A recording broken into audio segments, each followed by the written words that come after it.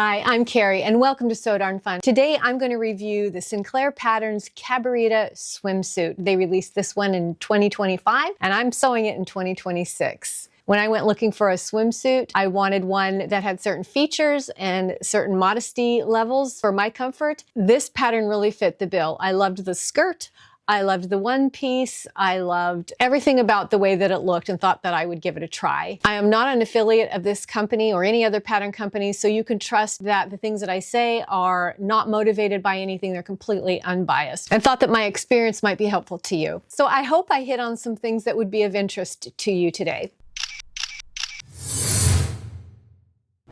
So the regular price for this pattern is $12.99 as of today, which is July 2026, and it comes in different printable formats. It has the home printing format, which I use on my home printer. It offers copy shop formats and also projector formats. So just about anything you would want, they have it. Let's talk about what style and size options are available. So here's the views. We have a basic one piece, and then we've got one with a skirt added. And now we've got the back views here where there's a little, I guess it's a keyhole in the back or just a filled in back. And being that I'm doing the one with the skirt on it, I don't have a need to have that little keyhole there. So my back will look like this. Also, notice the little dip in the skirt in the center front and center back. I wanted mine straight, kind of like an existing swimsuit that I have. So I made what I hope is going to be the right alteration to make that skirt straight across, and I'll show you how I did that in a minute. Sinclair Patterns has this really nice size chart, and there's so many sizes included here, and then also the different bust sizes, bust A, B, C. So we've got sizes in inches and sizes in centimeters to make it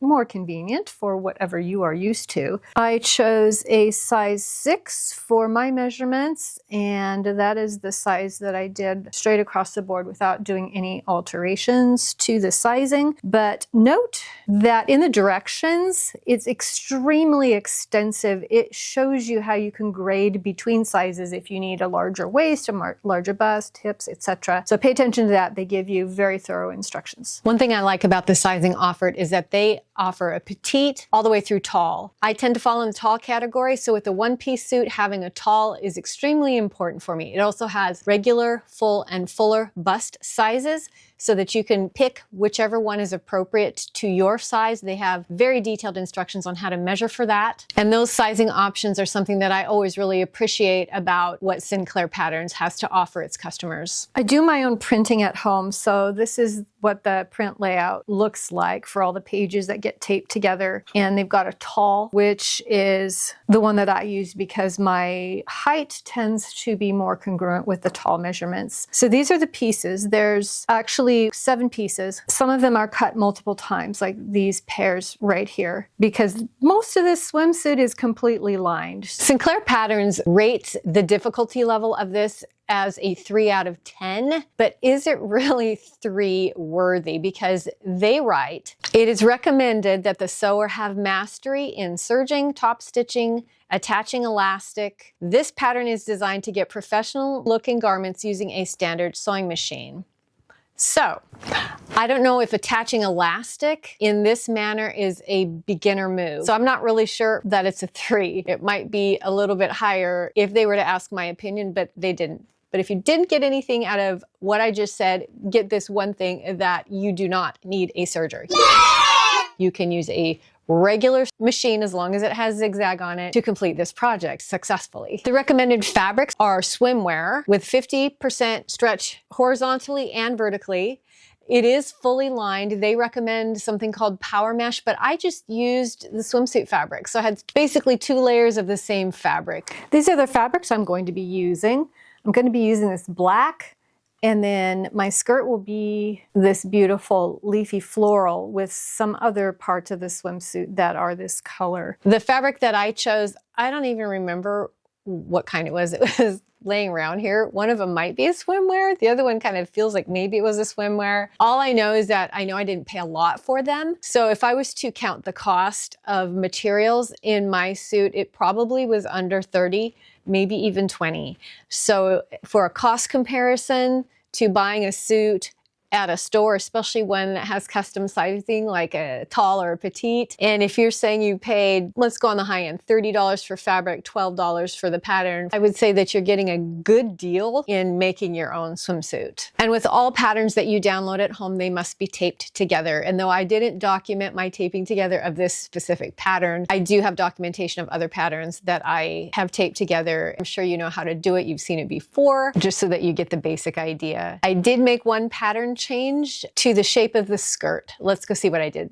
Here are my pieces all cut out, and let me show you what I did to that skirt piece that I'm hoping will give me that same skirt all the way around. Here's the center front right here. And this is the length that I wanted even on the sides. I didn't want it shorter on the sides. So I took this measurement, which is 16, and then I went over to this side seam here. I just drew it out so that it would also be 16. I think the actual cutting line is up here, about 3+ inches shorter. And then it would scoop down here, but I drew it longer and then just used that line, and we'll see how it turns out. Hopefully it's what I'm expecting. Let's jump into some of the construction techniques. I used a serger to sew the side seams together, the bodice pieces together.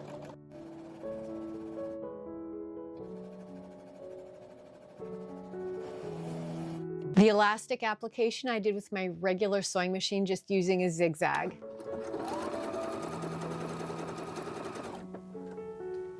And in all my sewing, I just used regular thread. And my serger, I just used serger thread. I didn't use anything fancy. Everything in the instructions was detailed to a fault. For me, it was a little bit too much information because I have enough sewing experience that I can kind of anticipate how things are going to go. But for a beginner sewer, these instructions would be extremely valuable. So I'm not going to fault them for it. I'm just going to say for me, it was like trudging through quicksand. But for somebody who's not used to doing construction on a swimsuit or clothing in general, these instructions are really, really detailed. Just read them and pay attention to them. The only negative thing I have to say about the instructions is something about the elastic. So I've come to this part in my swimsuit where we're supposed to apply elastic goes along the front edge, over the shoulders, and then down the back, which is this picture up here. And it says, prepare one piece of neckline elastic and add notches according to the elastic guide. So I'm used to the major manufacturer tissue patterns where the elastic guide is actually a pattern piece. So I went looking and looking and looking through everything I printed off, and I could not find anything. Finally, in the directions, I come to find out that what you want is page 13, because there's a chart. Now, to me, this is a chart, not a guide, but I guess it could be the same thing. It even says measurement chart for elastic, not measurement guide. Now, I'm not really faulting them for it. I'm just saying it was really hard for me to find. So we have our sizes and we have the length that we cut, but there's no markings. There's no notches. It seems that the only patterns that they give out that have the notches are the ones for the big projector patterns, but that's not what I use. So if I'm wrong, and if you've made this and you know where the pattern or the directions for notches are, please drop it in the comments because I can't find it. This is what I did. I have my length of elastic that was very clear from the chart. So I pinned center front and I pinned where it anchors in the back here. I stretched it the best that I could. And when it seemed that the elastic and the fabric were lining up, I pinned the shoulder. Then on the other side of center front, I made that marking on the same portion of the elastic that goes over the shoulder seam, and then I made a mark and I pinned it there. So that's what method I'm using. Hopefully it'll go on evenly and it will look nice. So let's sew that on.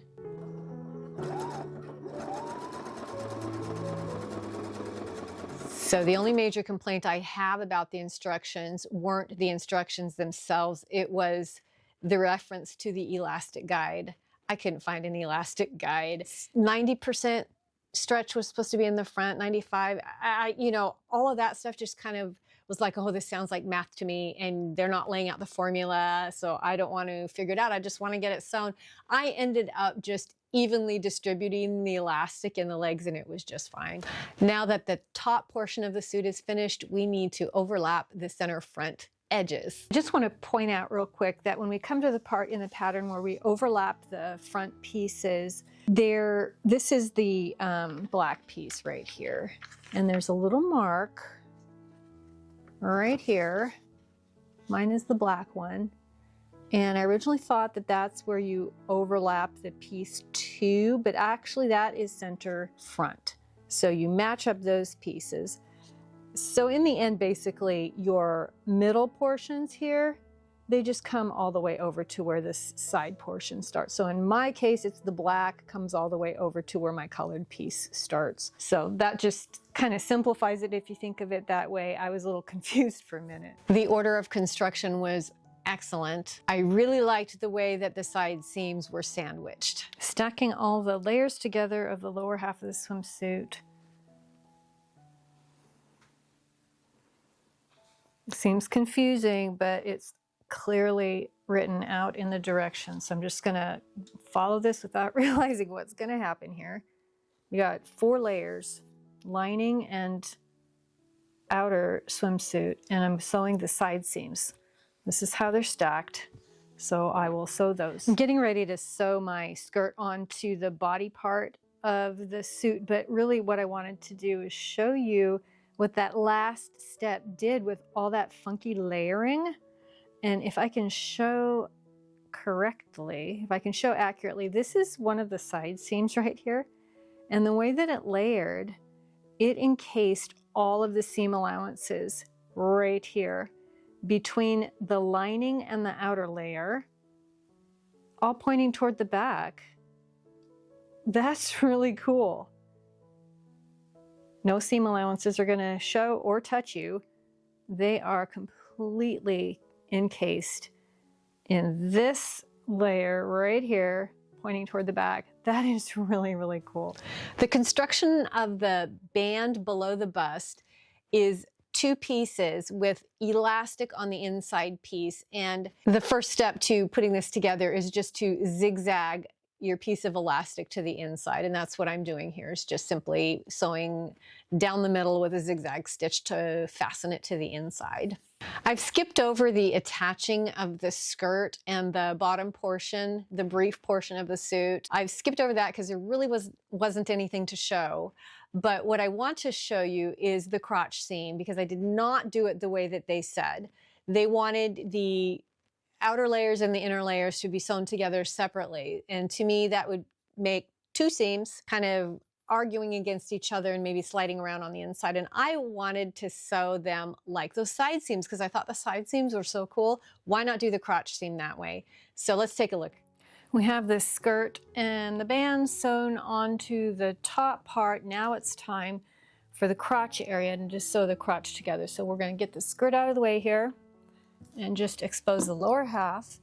And we have 2 layers of front and 2 layers of back. The inner layer is the lining, and the instructions are going to have us sew the linings together, right sides together, and then the outer part right sides together, which would leave 2 seams on the inside between the lining and the outer layer bit. I want to do it differently. I liked how fancy the side seams were, and I want all the seams to be sewn as one, but turned to the inside, if that makes any sense. So this is what I'm going to do. I'm just going to layer the, I guess it would be considered wrong sides together, the first 3 layers. So the front crotch, the outer layer, the lining layer, and pin that to the first layer that I come to of the back, which would be the lining, leaving this is the only free one here. So these are just pinned together as is, no tricky stuff. This one here, this layer here, as a visual, I'm just going to show you, I want it to be the one that sews like this, so that when everything is done, basically this seam is in between the lining and the outer layer of the back, and the seam will automatically be pulled to the back. So I've got these first 3 layers already pinned. Nothing's turned right sides together on purpose. It's just as they lay like this. Then this last layer, this is where I'm going to kind of do some fabric acrobats. See what I'm doing? Now I'm putting the right side of my back layer to the right side of my front. I'm gonna kind of burrito it in here and pin it all along this seam. Just gonna remove the pin I have in here. There we go. Hope you can see this. I'm kind of leaning over the table to try to give some visual here. I've got one more pin. Okay, and when that's sewn, show you, the seam will be completely encapsulated in the rear fabrics between the lining and the main fabric. And see, the seam allowance is going to be going toward the back. So let's get that sewn, and then you'll be able to see for real what that looks like. We just sewed this part right here.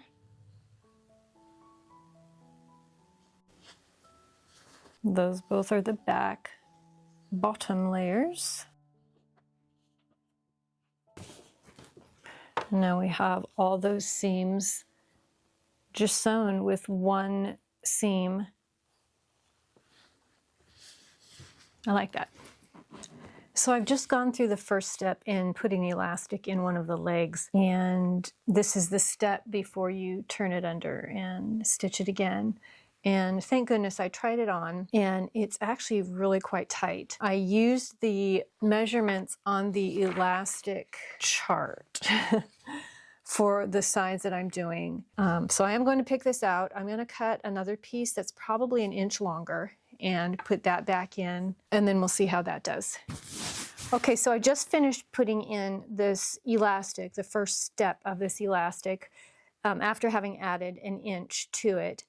And this is so much better. I don't think that it's an error or a problem with the elastic chart. I think that it's the type of elastic that I'm using. It's the clear rubbery stuff. And I like it because it's not bulky, but it might actually be better to use just the regular kind of elastic. It's kind of a stiff elastic, and that might be the problem. So anyway, adding 1 inch onto this for me is going to work a whole lot better. So be sure that if you make this, test out your elastic first to make sure that it's going to be a comfortable fit for you. I found that I need more practice in zigzagging elastic to a swimsuit. It's not something that I do all the time in my normal daily sewing job, but I can tell by walking through this that getting those stitches even when you're stretching the elastic and getting that zigzag even was a little bit difficult for me. So full disclosure here, there were a couple seams that I did pluck out and sew back, really trying to keep that zigzag even. Not perfect, but when the suit is on and everything is stretched out, you really can't see or notice that there might be inconsistencies in that zigzag. The size of stitch that I used, I think was a width of 4 and a length of 3.5, and that's on my machine, which is a Viking, so it might be a little bit different in other models, but that's what I used for my settings on my Viking. The zigzagging, rather than doing a cover lock, is completely acceptable. I have a swimsuit that was from a retail online store years ago, and all of the elastic is sewn on with the wide zigzag. There's no cover locking on it at all, and it looks great. I've also seen underwear sewn with that kind of a stitch, so it's not a homemade move to do that. So if you don't have a serger, even if you do, feel free, use your zigzag. It's going to look great. So I'm going to show you the inner construction of the bra area. There's the option to either just sew your swimsuit bra cups in permanently, or the pattern has this option to cut out these little divots along the side so that you can put in a bra cup and take it out if you wanted to. And that's what I chose to do. And so here's a little look at the inside of my suit and what those little cutouts look like. So I want to model this suit for you, but I'm super modest and thought that the best way to show you, because I think it's only fair to show you, is I'm going to put on some black leotards and a black long sleeve top, because I feel more comfortable showing it to you when I'm clothed in that manner. So I hope you don't mind, as silly as it may seem. When I have an uncontrolled audience, I don't feel comfortable showing a swimsuit to the world. Modeling the swimsuit, I love how the skirt turned out. It didn't hang longer in the center front and center back and scoop up on the sides. I wanted it the same level all the way around, and it turned out just like I wanted it. The crossover in the front is stitched right there so that it doesn't come apart, and on me it just falls in a very natural place. Here's a close-up of the zigzagging, which I think is fine when the suit is on, and there's some kind of zigzag top stitching around the armpit and along where the black and the floral is sewn together. Here's just a couple little twirl. The band under the bust is sewn on with that elastic that I showed you earlier, and the tall size was great for me. I'm glad that they have it in that option. And if I was to change anything on the suit, really, I would cut the leg higher because it's really low. I mean, it's extremely modest, but I think I would want it up just a little bit, offering a little bit more freedom of movement in my leg. So here it is. I think it looks good. I think it fits great. And I really think it's a great pattern. Would I consider making this suit again? Well, the answer for me would be yes, but not anytime soon, because I really don't swim that often. And now that I have this one, I get to wear it for a while, and I think it'll last me a while. But when I do want another one, I definitely would use this pattern, but here's some things that I would do differently. I would try next time making the brief portion separate. So it's not really a one piece. The top and the skirt would be one piece, but then it would be a separate brief area. That way it would be easier to use the restroom. And when the suit is wet, it's kind of hard to get in and out of a one piece. I think it would just be really convenient having the brief separate. And I think it would be easy to figure out how high up I would want that brief and where to put elastic. My other swimsuit that I have that I bought from the online retail company has that, and I really, really like that. So I think I probably would miss having that option. If I wanted to, I could probably just cut off the briefs and make it a two-piece if I wanted to. So problem solved. Also, even more important than that, I think I would use a different kind of elastic. I used that clear kind of rubbery kind. And remember I said that I had to pluck out a couple areas? Those were elastic areas, and the elastic was perforated and actually came apart, and I had to replace those portions of elastic. That was just kind of icky. I think that I would use a regular braided elastic next time. My reason for using the flat clear stuff was I felt that it was just less bulky and would be really nice. But I don't think it's worth the having it fall apart because it's perforated, and it's not old elastic. It's stretchy, but it's a stiff stretchy. I think that a braided would just maybe be more comfortable, just be a little bit better. So I would consider using a braided. Don't use the clear stuff. I just don't think that it's very durable, honestly. And also, this isn't something I would do different, but actually something I would do the same, but I did it differently from the instructions, and that was how I sewed the crotch seam. I did it just like the side seams. I would do it again. I think it was a good call. It made it, everything is stable there.